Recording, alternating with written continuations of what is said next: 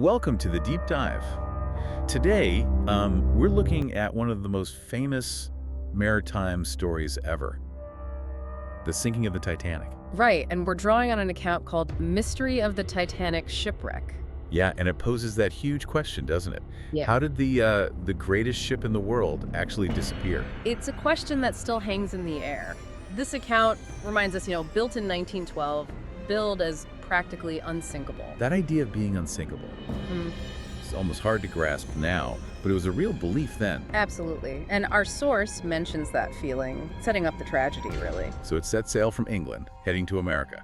Yeah. Over 2,000 people on board. And the account describes them as happy and excited, people from all walks of life, You can picture the scene, that sense of adventure and optimism. Which makes what happened on the fourth day just gut-wrenching.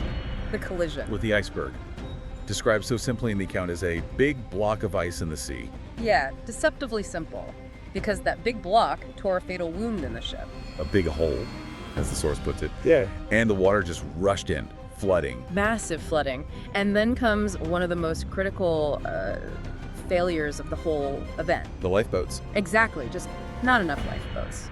It's starkly put, the regulations were tragically inadequate for the number of people actually on board. Such a key point.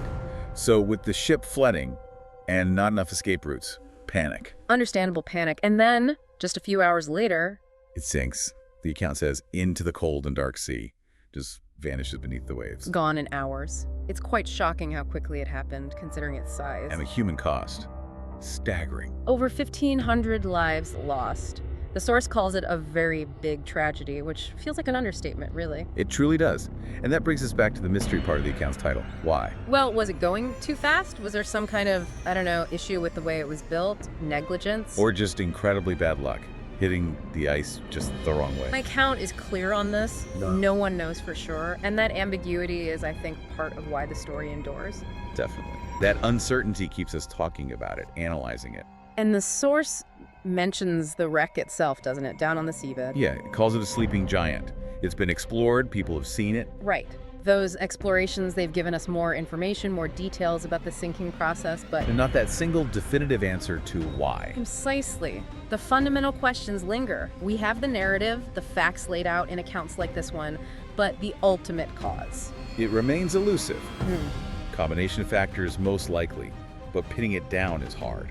It really is. So, as we wrap up this look at the Titanic, based on the mystery of the Titanic shipwreck account, we're left where we started, in a way. With the core mystery intact. Yeah.